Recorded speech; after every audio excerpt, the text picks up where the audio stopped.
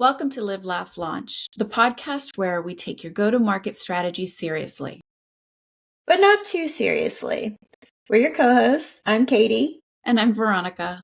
And we're marketing pros who've survived enough launches to know that perfection is a myth and coffee, and sometimes cocktails, are a must. In this podcast, we talk strategy, share hard-earned lessons, and say the quiet part out loud, whether you asked for it or not. We'll tackle the good, the bad, and the hilarious of marketing so you can giggle, not gaggle, your way through your next launch. Because if you're not living, laughing, and launching, are you even marketing? Let's get into it. All right. Hi, everyone. Welcome to Live, Laugh, Launch. Today we have John Zilch, who used to work with Veronica and I. He's a longtime leader in the product space. He splits his time between teaching at Bentley University and helping tech companies with their product strategy. He's also the host of My Favorite Product, which is a series on YouTube that features product leaders discussing their favorite products. So welcome to the podcast, John. Oh, thanks for having me. Hey, John. Do you go by John? Do you want me to call you Jay-Z, or do you not want to be affiliated with Jay-Z right now? You know, I'm 45. I should have figured that out at this point. Yeah, Jay-Z is kind of a touchy subject, right? Yes. Well, I'm going to try to go with Jay-Z, and we'll see how it goes. I should make a decision. I'll try to remember that since I've never called you that. Either one works. No, it's great to have you here. And recording this podcast reminds me of the little recordings that we had to do at our previous company together. And we had to make it short within 2 minutes. So have you. Now we can take our time. Yeah. So let's talk about what you're working on right now. And then, we'll go from there. Yeah, great. So as Katie mentioned in the bio, I made a career change at the beginning of 2024 after we had worked together at a company, and I really fell in love with teaching about 5 years ago. So I wanted to do that full time, and I'm doing that at Bentley University. And even though it's full time, there's still some downtime and breaks, and even during the semester. So I'm still doing some consulting in the product space outside of that. So it lets me kind of continue to do what I was doing before, but also pursue the teaching part. So it's been good. It's been about a year now. John, are you still doing any writing? I know you published before, right? Yeah, I not doing as much as I want to, but I have my my blog that I try to, if a thought comes to me about product management or product marketing, what have you, I'll throw it up on the blog. But I always enjoy that as well. I love reading the blog, honestly. It's helped me a lot because, as you know, when you were the first product manager that I've ever worked with. So I did not know. I remember starting, I really didn't know what am I supposed to accomplish together and what questions I should be asking you. So reading your blog has helped me learn a lot more about what product managers do. So it was very helpful. Well, good to hear. Yeah, you're always busy. We always see you on LinkedIn and really getting engaged in the Product Marketing Alliance and other things. So that's been really great to keep up with for sure. Yeah. And I guess I was excited that the two of you were coming together to do this podcast. I'd be excited if either of you were launching it, but together it's going to be incredible. I just know how the two of you work and how close you are. So that was exciting, but I was excited to be an early guest because I won't spoil too much of it, but I really do feel like the worlds of product marketing and product management are coming more together. So maybe we can touch on that in this episode and explore that a little bit. I'd love to hear your opinions if kind of what you think in that area too. Totally agree with that. And that's a great way to start into this. What is the best way to work with a product marketing team coming from a product manager? Oh gosh. So I made so many mistakes. And I'm still making some mistakes where I'm at now. So yeah.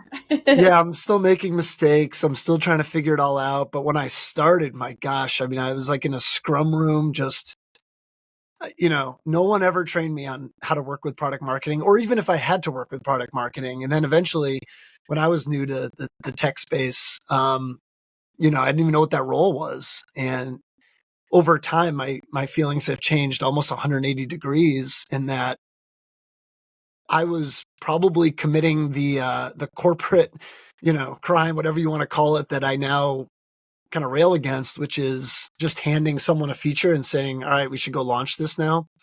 I still see a lot of people on these Slack communities saying, we're struggling because of this. It's like this relay race of the product manager handing the product marketer a feature and saying, good luck, go make this a success for us. And at first I thought that was the way it was done. Now I like kick myself because I realized that the value of the product marketer is so immense. And really what I like to try to do is have that product marketer designing the roadmap with the product team and really educating us on like, what is our positioning? What are we really good at as a company or as a product? Where should we double down? Where do we need to catch up? Essentially, what's our strategy like? And yeah, the product manager should know some of that. And, maybe it's developed together, but the product marketer, I feel like in a lot of cases will know the strategy better than the product manager because you're so close to the market, the sellers, of course, the customers. So I'd say like, as far as if you're going to rank the different models or rules in which we could work together, that's the top of the list is like, let's not just be on the execution side. Let's live on the strategy side together. And execution's almost, that can, AI is going to replace all that at some point. The strategy part though is vital. Like we should be working hand in hand on where do we want to go next. Yeah, John, I think that was one of my favorite parts of working with you specifically. I've worked with many a PM in my day, but I think you were really great at asking for my opinion on what we were building, who we were targeting, what's the competitive landscape look like, and really bringing me into that strategy in a way that maybe some other PMs hadn't before. Absolutely. Going back, because you were the very first product manager that I worked at as a product marketer. And now that I've working with quite a few others, I look back and I'm like, you know what? John and he included me. So I appreciate that. It's really hard, like you said, for product managers to know when to bring in the product marketing team and why. Because there are times where like, I can do this myself. I don't need a product marketer, or they don't even know what we do. So thank you for that, including us and understanding what we do. Yeah. I want to be very clear. It wasn't me being nice. It was because I really needed you. I needed your expertise. And I mean, we needed you, right? As a product team and the developers, like we could go build anything, and a lot of companies don't question the product managers on what they're building, which is a really huge gap too. And that, that strategy should be really clear. And it's like, yeah, me and Veronica, me and Katie sat down and we thought about, hey, here's how we can win against the competition. Therefore, we're going to go build X, Y, and Z. I feel like that part's missing a lot. So I really needed you both, and we were working together. It was Katie first, right? And then Katie, you moved on to another product, and Veronica came in. So I was able to work with both of you, which was great. But I think that model works for everybody, and it makes the product team stronger, and it really allows product marketing, in my opinion, to do what they do best, which is kind of craft the road to success. You've worked with both of us, and Katie was more experienced. You gladly took me under your wing, both of you, and I'm grateful to both of you for that. John, or Jay-Z, what's the craziest thing that has ever happened to you during a launch, any launch, or one in particular with working with us? Yeah, I might or might not be under an NDA, so I can't say too much about our experiences. But I think I've got a better story anyway in that, as far as craziness goes. Luckily, I thought our launches were pretty sound and went pretty well. But it was really funny when I was at Dun & Bradstreet, we decided we were a data content company and we wanted to create partnerships. So around the same time, we created a partnership with Microsoft and we created a partnership with Salesforce to be in their respective CRMs. And I can't explain why, but the Microsoft product team that was building an integration into their CRM had like 50 people. Cross-functional. They had every like content marketer, the branding team, social. I mean, and we had one product marketer named Cindy. If Cindy's watching, hi, Cindy, you were awesome to work with as well. And there was, I think, 3 or 4 of us in a room with some like engineers, and I think they were overseas in India. And that was like our little team. And we were the Salesforce team. And the Microsoft team kind of felt bad for us. They were like, oh, well, you'll figure it out. And the room that they met in each week, like for their, weekly stand up as a team, they couldn't all fit in there. So, some of them would have to like miss a week because the room was too small for the size of the team. Whereas we had plenty of room right next door. We only had like 3 or 4 of us. And I thought to myself, I go, this is really backwards because Salesforce, and we were in the CRM industry, so we all know this, right? I mean, Salesforce is what, 10, 20x the size of Microsoft CRM in terms of customers. So I just thought this is really weird because I think we're going to do better than they do, even though we're so much smaller. And we could only build something that was really simple, like almost boring simple. Like there just wasn't a whole lot of bells and whistles to it. Sometimes that's better. We could focus. We weren't all stepping on each other. It was only like 4 of us. We could move really fast. And most important, we had the market. We had a Salesforce, app exchange that we were going to show up in that everyone was going to go to every day. And eventually, we launched at Dreamforce. We had a really huge launch, a lot of success. The company did invest in that part of it. We ended up selling to like, Google and these big deals, and it went really, really well. But I just think it was so crazy to look back on it that, all the investment initially was put toward Microsoft. And it taught me a lot about the marketing world, which is like, you can build the best product in the world, but if there's no one there to buy it, what are you really doing? So all's well that ends well, but started off kind of crazy. Yeah, we definitely know about those small and nimble teams for sure. John, so we've talked a lot about you working with product marketing so far, but obviously product managers have to work with lots of people in day-to-day and as part of a launch. Can you tell us a little bit about working with sales or customer success or some other groups, what that's looked like for you? Yeah, I think I might be in the minority of product managers in that I really, really like working with sales. And maybe that's not true. Maybe that's just some of the folks that I talk to, and I'd love to hear your experiences as well. I just feel like sales has so much skin in the game. Like in order for them to, frankly, like, take care of their families and support themselves, they need to close these deals. So there's an urgency there that I really like. And I think sales for me has been very realistic around, here's what I think customers actually need. Now, every once in a while, someone's trying to close a deal and they need a feature that, only works for that one customer. And there's some traps there. But I think for the most part, I've worked with a lot of sensible salespeople. And that's been I look back and I, probably made the most friends in that area.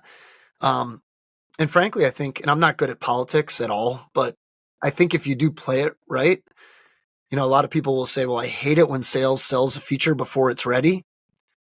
Well, for me, if we're going to build that feature and sales sells it, that's kind of like putting a hard deadline on having it ready.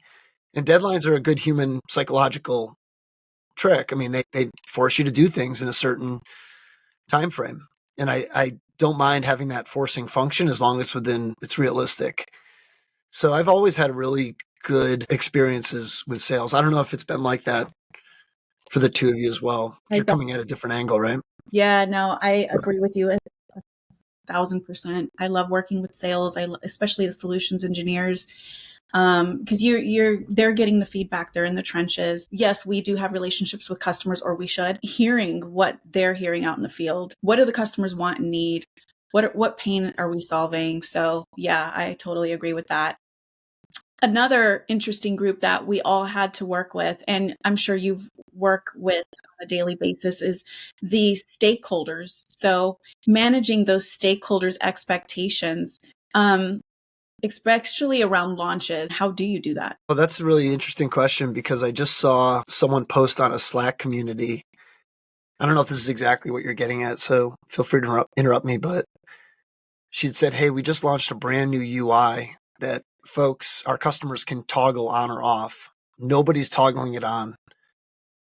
Everyone's thinking that this launch, I see Katie laughing, so she may have. Well, we just launched a new UI with dark and light mode, so I'm interested to see how it will go. So that struck a chord, but go ahead. Okay. I think in that case, though, people really want dark mode, right? That's become more popular. Whereas that's our default, yeah. Yeah, they're just trying to refresh it, I think, was my impression. And she's like, no one's turning it on. I think in general, maybe with a launch, in some cases, you just have to remind the stakeholders, and I have to remind myself, I'm actually probably the worst at this, that the launch isn't going to be an overnight success, and that we're not going to see like the needle just go from 20 to 60 miles an hour, whatever you want to, what analogy you want to use. But I'm so bad at it. I'm like, yes, we're going to launch this thing and no one's paying any attention to anything in their lives but our launch. You know, it's like, no, they got other things to do, right? People have lives and professional and personal lives, and they're not going to sit there and like, you know, read up on what you just released so that they can adopt it right away. Yeah. Yeah. What is your favorite product that you've worked on recently? Yeah. So most recently, I guess I'll clump these all into one, but most recently I was helping a company in the mental health space. And I know it's going to sound really like saccharine sweet or whatever the word is, but like it's nice to wake up and just think that you're doing something that's going to make a difference. You know, I mean, we were in the email marketing space, which I guess, you know, yeah, you could have a nonprofit using it, but it's not always going to be that way. Whereas with folks in mental health, they're going to get a lot of hopefully improvement in their daily lives, even outside of work.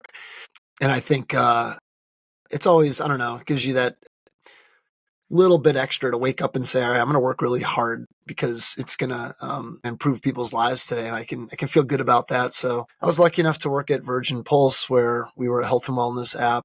And then I guess the third one was at Mobile Commons, part of Upland. I was part of that team where we were building text messaging for nonprofits. And we also did some like political committees, and some of that was maybe a little different, but some of the largest nonprofits, just for them to be able to reach their audiences and get more donations that way. It just raises the stakes, I think. It's kind of makes you feel better and raises your level of empathy around what they're trying to do and why it's so important that you're building the right things. The last thing you'd want to do with Mobile Commons at Upland, with the text messaging platform, the quality of our product when I joined was really, really poor. I've probably bored the two of you with my thoughts on quality in the past, but in this case, it was like people didn't want all these new shiny features. They just wanted their text messages to land a couple minutes after they sent them, right? They don't want Katie getting a text message at 3 a.m. and Veronica getting one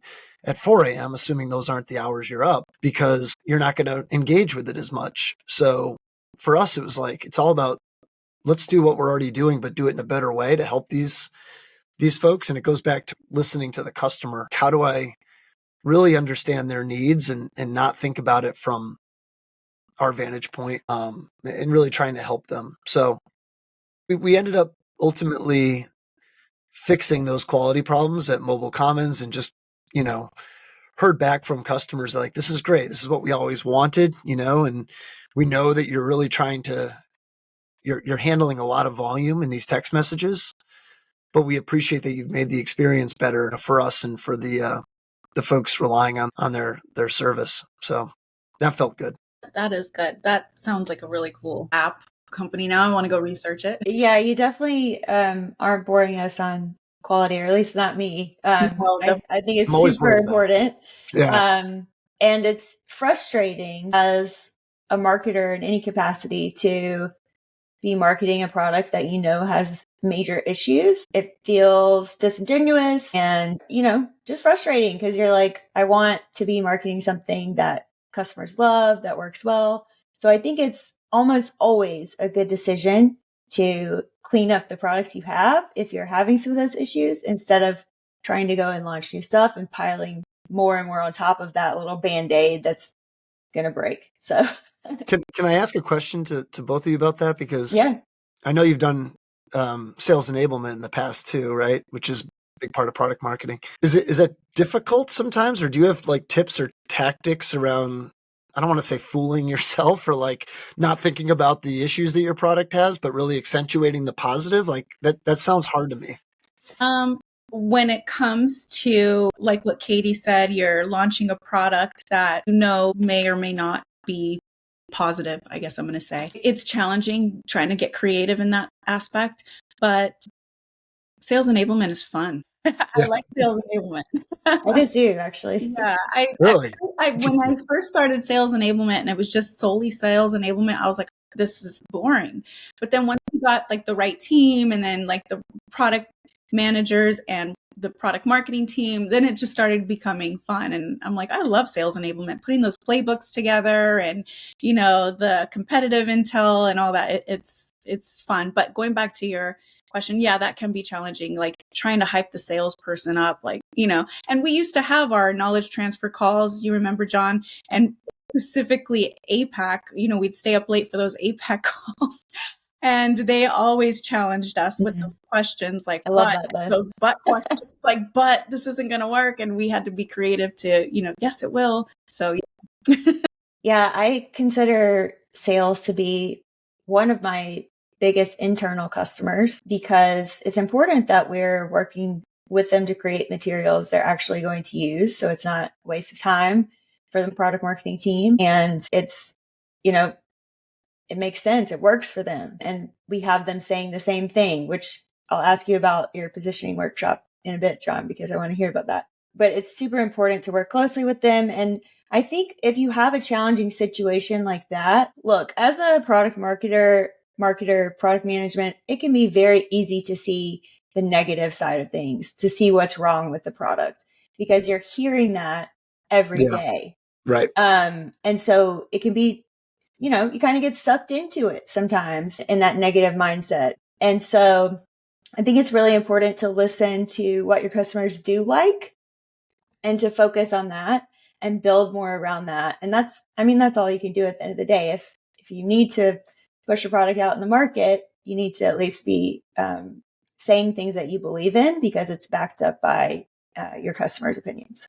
That's a great point, though, in that you do sort of drown in the negative reactions in our world of either product marketing or product management, right? Why people aren't buying the product or why, you know, you're losing customers. But there's a lot of customers out there that love your product, but you might not get that feedback as much because it's just not as urgent.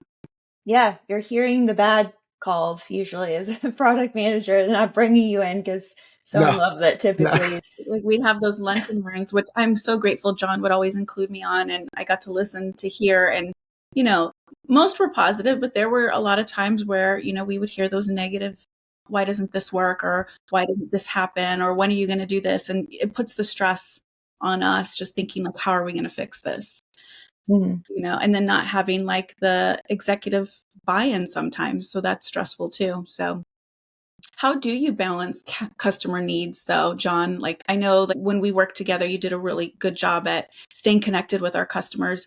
How do you balance those customer needs and business objectives?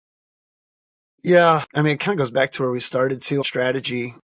I mean, if in our case, we worked on a kind of a smaller product, right? The three of us. So it was a little bit easier, I guess, for the two of us to come up with a strategy and say, hey, this is our strategy. And for the most part, right, at our former employer, I did feel like management was always pretty accepting of the strategy we'd come up with, as long as we could back it up with data.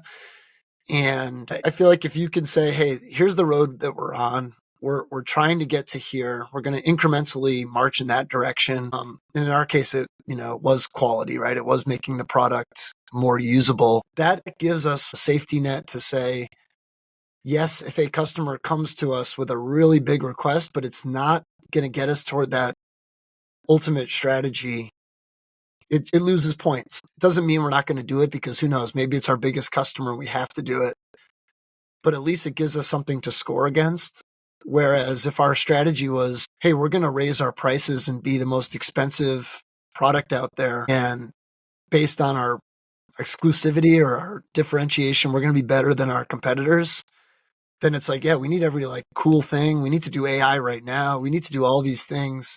Probably need to go hire a bunch more people. But I just feel like you listen and you hear that request in a much different way. For us, actually, it wasn't. It was, no, we're just trying to make the product better. And customers can ask for things, and we'll definitely track those requests, but they're probably not going to get the priority ranking the customer wants if they're not part of that strategy that we're on with a vision that we're marching toward in a certain direction. Very important to understand that vision as a company. I've definitely been in places where departments have different visions because there isn't those OKRs at the top level coming down. And when that happens, which is quite common in my experience, Yeah. you get people arguing about what's most important because no one has given you direction. And so it's very hard to say no to things as well because you haven't decided on that. So for sure. Yeah. So I don't know, Veronica, if you've had a different experience, but I agree with you, Katie. I think that's it's tricky, but it does help maybe give some guidance to those disagreements in some cases. Yeah, if you have a clear plan and you can say, no, that's not on our list this quarter, I think that's the ideal situation, right? Because people are always going to be asking you for something. Same thing on the marketing side. If we have a strategy and something doesn't fit, then it becomes a much easier conversation, I think. So John, talk to us a little bit about what you're doing with positioning. Yeah, course. I saw your teaching. Yes. Yeah, I'm going to be hosting I don't know if it's called a workshop or what we're calling it, but a session on product positioning. And I do feel a little bit out of my element, right? Just coming from the world of product management, that's typically more of a product marketing function or deliverable, I guess, is the positioning. I am a little bit probably different in that I think positioning, frankly, I don't even really know what that word means. I think it's more strategy. It's like, what's our identity as a company? Like, what are we trying to do? Where do we fit into the market versus everybody else, essentially? And again, I think product marketing and product management should share that because that way product management's building what they should build to go take advantage of that position. And of course, product marketing is going to control the messaging around that, make sure everyone in the world is educated that like internally and externally, this is what we're really good at, right? We're really low cost, or we're really a premium offering, or we've got the best support in the world, whatever it might be, or we're the best innovators. I don't know. Whatever that path is that we're on, or whatever that identification is that we have, the whole company can rally around it. So I think product marketing should and does take the lead on positioning, but I think product management needs to definitely be, very clear around what it is and how are we going to act on that and defend it over time. So the talk I'm giving, one, I'm scared out of my wits because April Dunford, do I have that right? Yeah. Yeah. Sorry, it's been a long weekend, April. No offense there, but I have your book. It's a really good book about positioning. She's, from what I can tell, the expert on this topic. And I think she did a similar session like 3 months ago with the Boston Product Management Association. So for me to go after her is a little bit suspect. April, come on the podcast. Yeah. April, you'd love it here. They'll treat you really well. I don't know April personally, but I'm a big fan. Yeah, she did a really good session, but I hope it's more interactive where I can learn. I think the best way to learn something is to teach it or to get in front of a room and talk about it, make it more of a discussion. And, again, I just think it's such a critical element of a company strategy and direction. Yet, and I guess this is probably going to be my thesis for the session, I've been at more companies that didn't know their positioning that did. And I did a pricing and packaging project recently, and I knew within the first hour of this project, it was going to fail. Ooh. Because I asked, what's your position? There was no position. They didn't know what their market position was. Some people would say they were like super differentiated. Other product marketers were saying not at all. Competitors can do exactly what we do.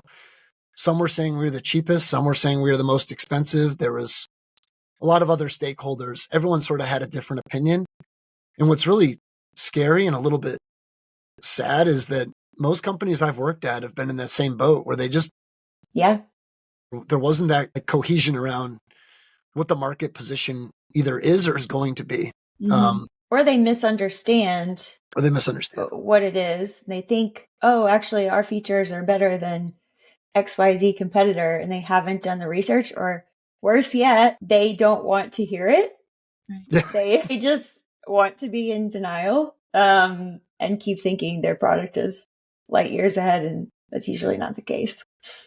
Katie, it's almost like you have a company in mind when you say that. I have a few in mind, but yeah, I do too. But anyway, yeah, I'm looking forward to the positioning session. I'm hoping I can learn a lot from the folks that attend and can all share our stories. I think that's awesome. What's your take on positioning? I want to hear from the two of you. Maybe you can inform this. You want to start? What's key about it? Like, what's the most important thing that folks can do with positioning. Sorry, I'm putting you on the spot. We didn't. Yeah, people confuse positioning and messaging a lot. So like you said, positioning is, creating the strategy around the product, where it fits, who are we selling to, exactly. who do we want to be, what's our identity. Pairs well with brand management, actually, which is interesting. But messaging is how we actually tell that story to the market. And some people conflate the two and say, well, this is who we are and we can just go out and say it and that's fine. I think messaging is where other parts of marketing come in for me, where you really need to work with your content team and your other teams to craft that story and get everyone in the company on board. Yeah. But the positioning informs all of that messaging. I wonder if either of you have we've dwelled on some of the negative, but like a really good example of positioning, and I'll go really quick because I talked about Dun & Bradstreet before. I mean, I think as far as data content, they were like the premium brand. They had the most data, and it was just enriching your data in your CRM, the product I was on. But we always knew we had the most data, the most accurate data, both in depth and in breadth of the data. And that made it really easy to message around that like, you're going to pay more, right? But this is a premium service. It was kind of easy, right? To go to market and, well, I didn't have to do it. So it was easy for me, but like the messaging seemed a lot easier than maybe some of the other places I've worked at. But I'm curious if you've ever seen a company get positioning right. I have a good example from a few companies ago where I helped build out the inbound marketing strategy and then product marketing because I moved over. And so actually that was really helpful because I had been writing about the company for so long and doing its content, and then like moving over to positioning messaging after that was not as challenging, I guess. It was an interesting kind of leap over there. Oh, interesting. But what we did is we found some misunderstandings in the market and we capitalized on that as the company that had the most market share. Particularly, it was around terminology. So we had XYZ company calling it sanitization, one company calling it deletion, one company calling it erasure. And there were all these like laws around what those things were. And even the laws weren't consistent in the terminology that they were using. So wow. No one knew like, what the hell does this mean? So we ended up actually creating a consortium of folks between our company, our partners, and even some competitors to help define this terminology in the market. And not only that, but of course, we took sanitization as the end all be all, the best form of erasure of data. And Gartner ended up adopting that terminology because no one had done it before. And so we were prime positioned to do that because we did have the market share and we were leaders. But I think that's a really good example of listening to the challenges and problems in the market and then going and addressing those in not a super hard way, honestly. Like we put some definitions together and made a little group of people. So that's probably one of the coolest things I've done around messaging and positioning. And that company grew a lot and acquired its largest competitor a couple of months after I left and we had done that project. So I'm really proud of that. Yeah. That's really That is awesome. a great story. Yeah. Where we all work together. The messaging and positioning was already done. Thank you, Katie. Did all the legwork. But the current organization where I work, I have been working on the messaging and positioning for AI. And I can't get into too much right now. But yeah, I mean, it's super important because it's the value, it leads into other streams like the value prop and everything like that, and why our customers, should buy us and what we're good at, that's important to know. Yeah, that's great. So you're living it now then. You're in the Living it now. That's Now good. I'm where Katie was when I jumped in. So yeah. Well, congratulations. You're in a place where you're comfortable about the positioning and the messaging and can take advantage of that. That's awesome. Crushing it. Speaking of pricing and packaging, it's my least favorite thing to do in product marketing, by the way.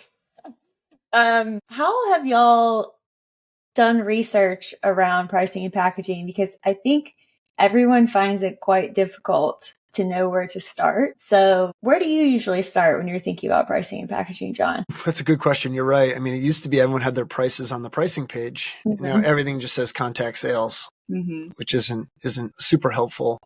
I find that at least with the 2 engagements in the past year around pricing and packaging, and frankly, by the way, one of the reasons I jumped into that specialty was, 1, because I had done it at a few different companies, but 2, I did realize that most product marketers didn't like doing it.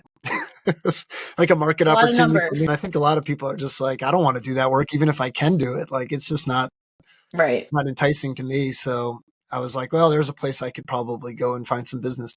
And I do enjoy it. But anyway, I think it is the hardest part. For me, it typically comes from sales. I wish it were more baked into like the database. I wish people were like writing it down somewhere. But the way I've done it is I just go to the sales department and say, where have we lost on price? I always look at the win-loss records in the CRM. Typically, those will be accurate enough, and then say, well, where did they come in at? And you can start to get to a general price point of where the competition is. Not to beat a dead horse here, but I do think it goes back to, well, who are we? Are we supposed to be Frontier Airlines, or are we supposed to be Delta Airlines? And both of those give you quite a bit of flexibility if you can live on either end of the spectrum to some point. Of course, if it's a consumer product or if it's a widely adopted business product, you can do those, like, was it Westendorp type of studies where you're going out and just testing the market and doing research. Some people will say that's not, surveying people isn't accurate enough, but it can give you an idea of where that price point. The last quick thing I'll say is a big fan of like Tiger team testing. Let's take a sliver of our sales team, move them off to the side, give them a completely new price book, just iterate as we go. At Dun & Bradstreet, we did a really good job of this. We'd have in this case, a nightly stand-up, like at 4:30 every day, with the sales team just saying, what happened in your pricing conversations? And we could then ratchet price up or down based on that.